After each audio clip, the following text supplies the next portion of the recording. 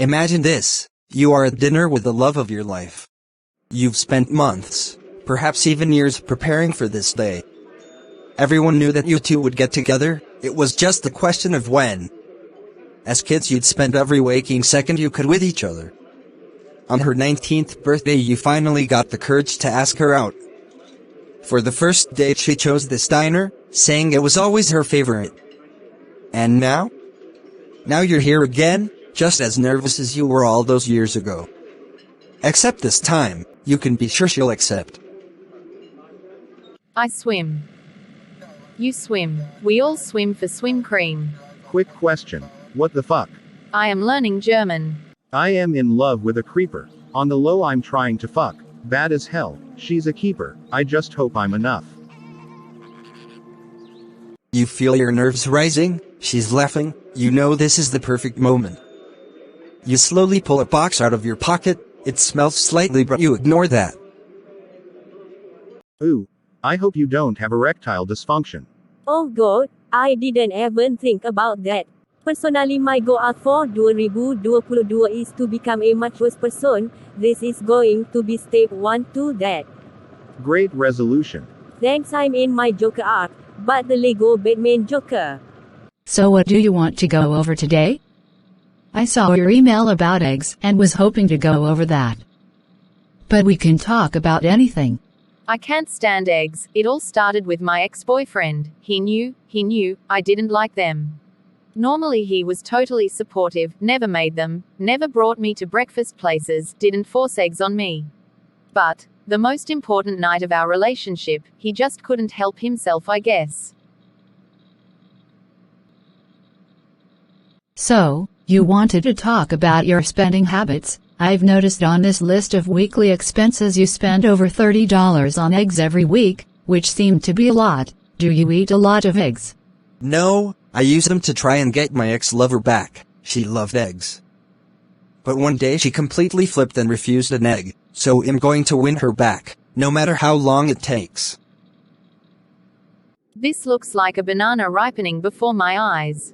What the fuck? Stop. I'm making corn.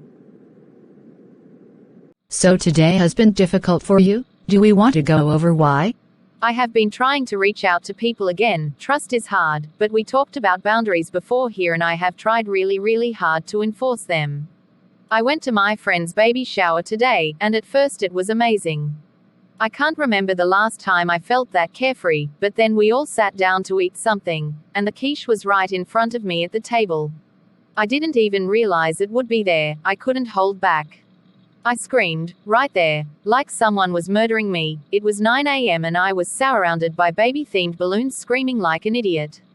She didn't take it badly and just let me go sit in her room to recover, but I had a chance to just feel normal, and I couldn't even handle a quiche. That is troubling for sure. So glad you could all make it here today. I'm positive we're gonna make some real progress today. My life is falling apart. So, I want to dig into that night a little. Do you think you could tell me what happened? Sure. It was great, at first. We had been dating for a while, and he was everything a guy should be, sweet, stupid, and funny. I thought everything was perfect with us. We had gone out that night, to the diner we'd had our first date at. Our friends had been giddy about something for a while, so I knew something was up. When he got down on one knee I was happy. But he didn't have a ring, he had an egg, a fucking egg. That does explain some things. I hate eggs, I've always hated eggs, he knows that, now he fucking sends me eggs every day. It's constant, at home, work, school, no matter where I go he's there with eggs. Just drove past Sparky's Fuck Yeah Baby Gonna Blow Some Shit Up Fuck Yeah Myrtle Beach. Fuck yeah, it's all about the Mets, baby. Love the Mets, only think about the Mets. Love the Mets, fuck yeah baby, let's go. Hit the ball baby, fuck yeah. Glorify the Mets, love the Mets, dream about the Mets, fuck yeah baby the Mets. How the fuck God part the sea, how big he arm? Pretty goddamn big. Connection terminated. I'm sorry to interrupt you, Elizabeth. If you still even remember that name. But I'm afraid you've been misinformed. You are not here to receive a gift. Nor have you been called here by the individual you assume. Although, you have indeed been called. You have all been called here. Into a labyrinth of sounds and smells, misdirection and misfortune. A labyrinth with no exit. A maze with no prize. You don't even realize that you are trapped.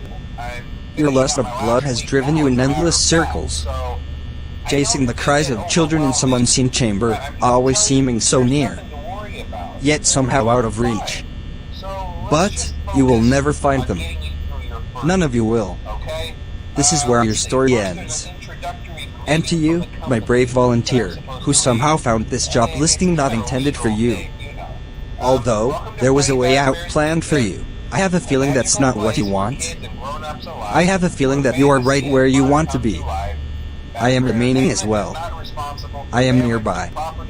This place will not be remembered, and the memory of everything that started this can finally begin to fade away, as the agony of every tragedy should. And to you monsters trapped in the corridors, be still, and give up your spirits. They don't belong to you. As for most of you, I believe there is peace and perhaps warm, waiting for you after the smoke clears. Although, for one of you, the darkest pit of hell is open to swallow you whole. So, don't keep the devil waiting, friend. My daughter, if you can hear me, I knew you would return as well. It's in your nature to protect the innocent.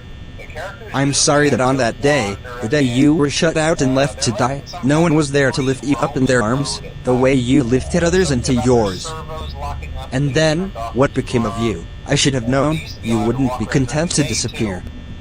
Not my daughter. I couldn't save you then. So, let me save you now. It's time to rest, for you, and for those you have carried in your arms. This ends. For all of us. End communication. I have another egg for you. Fuck you.